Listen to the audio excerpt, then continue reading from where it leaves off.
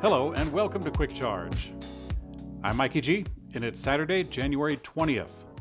Tesla finally moved forward with Gigafactory Nevada expansions for the Tesla Semi and 4680 cells a year after the original announcement. The factory is currently about 30% complete, and Tesla hasn't expanded the facility for years, as both the automaker and Panasonic, who is operating inside, has focused on optimizing current production capacity. In January of 2023, Tesla announced a big expansion which appears to be starting construction. A YouTuber named Zangler Tesla Semi Stalker posted a new drone flyby of the factory, and in the video he claims that Tesla had a groundbreaking ceremony for the expansion. Now, we couldn't confirm that that event occurred, but the video does show that Tesla is moving ground for some construction work. When originally announcing the plan for the factory, Tesla was talking about the plant producing 105 gigawatt hours of cells per year and 150 gigawatt hours of battery packs per year when it's completed. A Tesla Cybertruck range test has resulted in only 103 miles of range, but it was performed with the worst conditions possible. A YouTuber named Jerry Rig Everything tested the Cybertruck range while towing 11,000 pounds. The truck's towing limit, actually. And this was done in freezing weather. The payload consists of towing a Hummer on a trailer, which is not known to be a very aerodynamic vehicle. The YouTuber was able to drive the truck 90 miles using 108 kilowatt hours for an average of 1,193 watt hours per mile. It's almost as bad as it possibly could be to provide any kind of usable test. The only thing missing would be starting with a freezing cold truck and then towing a box trailer and letting out some air from the tires and perhaps rolling down the Cybertruck windows and holding some blankets out. But it's good to know that the truck can perform to some degree despite all the challenges. Tesla is expanding its self-serve test drives without staff to destination charging locations around the U.S. Back in the summer of 2021, Electrek exclusively reported that Tesla was implementing a new sales strategy, which at the time was the main changes of the automaker moving away from high-rent locations and shopping malls and districts in favor of delivery centers and remote test drives. Tesla has hosted locations in parking lots and a few cars that people could sign up to drive on the website. But now Tesla has started to reach out to property owners to host Tesla destination chargers to offer them also to host these test drive vehicles. The property owners would get more traffic to their businesses. In exchange, they would have to do almost nothing, actually. The Tesla Model Y officially took the crown as Europe's best-selling car overall for 2023, making it the first electric car to ever do so, competing with gas.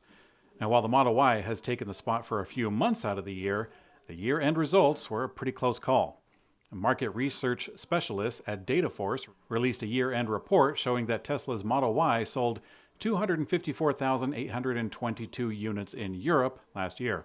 The news first brokered by Automotive News Europe.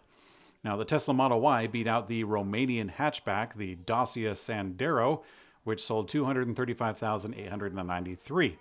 That vehicle is priced at $13,051, so it's a very, very different category. If you're curious, the Volkswagen T-Roc took third place, the Renault Clio in fourth, and the Peugeot 208 and Opel Corsica in fifth and sixth place, respectively. Stellantis CEO Carlos Tavares took aim at Tesla, saying that EV price cuts could lead to a bloodbath, and the brand is avoiding a race to the bottom. After unveiling the Stellantis' second EV platform just on Friday, this will underpin the Jeep and Dodge models in the U.S., Tavares said that the brand must avoid price cuts that could pressure the profits. He added, quote, "I know a company that has brutally cut prices and their profitability has brutally collapsed." Now, this comment is seemingly being pointed at Tesla. Tesla indeed did slash prices throughout 2023 on their best-selling Model Y. At Electrek, we wonder what cost-saving measures Stellantis has in mind for their upcoming platforms, since profitability can't possibly continue without competitiveness. We follow Tesla very closely and have a good idea of the steps that they're taking. Maybe we'll put some more eyes on Stellantis, or maybe it's just a bunch of smoke and mirrors. We'll see. Ford is cutting production of the F-150 Lightning amid what they're calling slower than expected demand for the electric truck.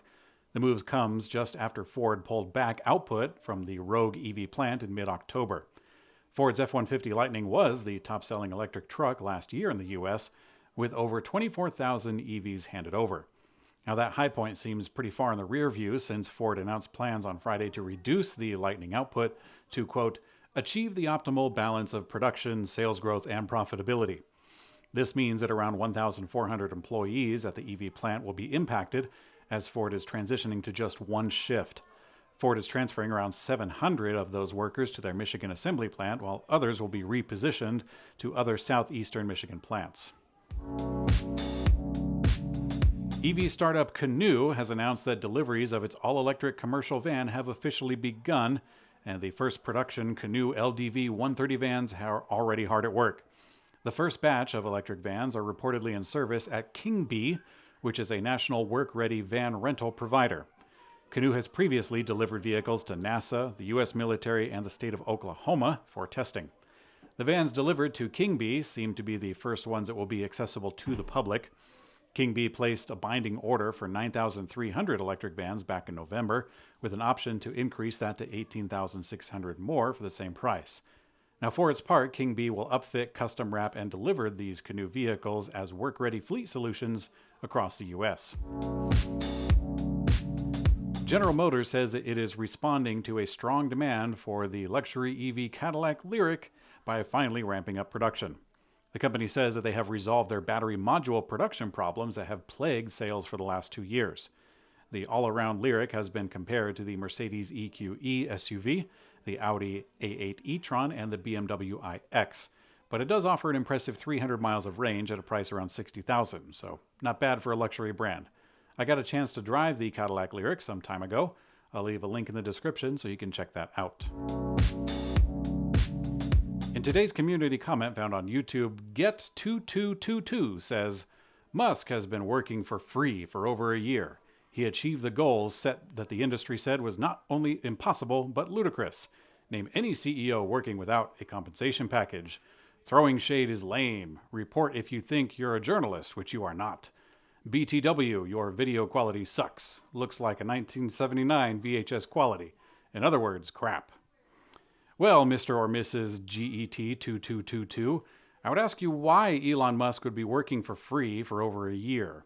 I'm not saying it's the right thing to do or even true, but I don't yet understand why he is now talking about a higher compensation package instead of last February when his contract was up, or ideally before that. I've heard people compare Elon with anyone in the job market seeking higher pay, but clearly this is not a typical 9-to-5 situation. You can fill me in because there must be something missing from my understanding of it all. I was under the impression that Elon signed a long-term contract to be paid in stock options, which he accomplished the goals and pay out early. And for reasons I don't understand, his unaddressed pay negotiations are happening now in the public square using Twitter responses with randos on the internet. I would assume that this sort of thing would happen in private conversations among the company where scale and implications are clearly understood, so yeah, I don't get it. Elon is a mystery himself, and along with this wing of the economy that I don't really understand and don't have experience in, there's bound to be some blind spots in there. So you can let me know. Get2222. You seem to know a lot about Elon and perhaps some more about VHS tapes. I'd love to hear more. Thanks for watching Quick Charge. I'm Mikey G, and I hope you have a great day.